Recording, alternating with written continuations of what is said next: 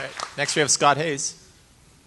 All right, let's do this. Everybody, up, up, up, up, up. Start running. 1, 2, 3, 4. Come on, run. Knees up. 5, 6, 7, 8, 9, 10. Okay, be seated. All right. You have just exceeded the state physical fitness requirements for high school seniors in 45 of the 50 states.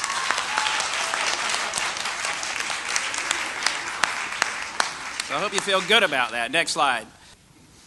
What we have in the U.S. is a problem with chronic disease and obesity contributing to chronic disease. And what we have is an opportunity here to put ourselves in a situation where we can set active lifestyles at a relatively young age and advance the fitness and the commitment to fitness throughout the lifespan with a relatively easy and simple reform that makes all the sense in the world, easy to understand and easy to do.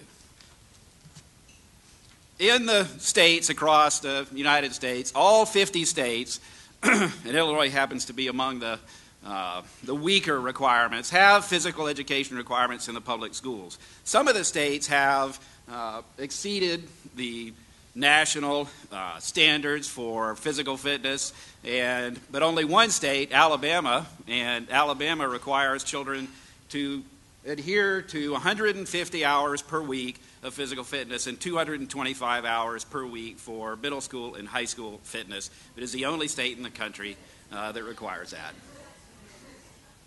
Okay, next slide. Let's move on. The evidence is clear and strong. The evidence is clear and strong that early physical activity can prevent chronic disease. And one of the key things about strengthening state physical fitness requirements is it's one of the few points that we can actually require or mandate individuals and people, young people, to engage in physical fitness, but young people or adults. And the magnitude of the positive contribution of this simple legal intervention for reducing chronic disease would be very large. It impacts everyone in the population. It creates something that's positive for society. And next slide.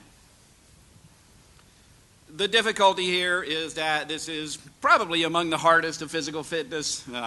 Strengthening physical fitness requirements is among the hardest changes to make in the schools. There's particularly right in Illinois, where I'm from, a very strong emphasis on local control for schools. Also, the notion of taking away from academics. The No Child Left Behind has de-emphasized the physical activity with budget cutbacks or cutting back physical fitness programs.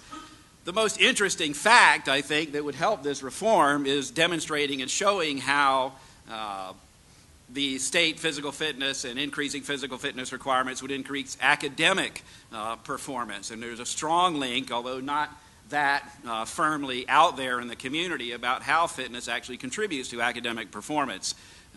And finally, I want to say I just read about the greater emphasis throughout the country on moving to online and virtual learning, which is going to put kids behind computers more, probably even working from home, which would be even worse. And unless these state physical fitness requirements are met and strengthened, this has a great chance of making fitness requirements less and not greater. So I hope that you recognize the importance of what is a simply, easily understood reform, somewhat difficult to do, but would have such a great influence and make us all get up and do our fitness activities every day of the week and make the law require that. Thank you very much.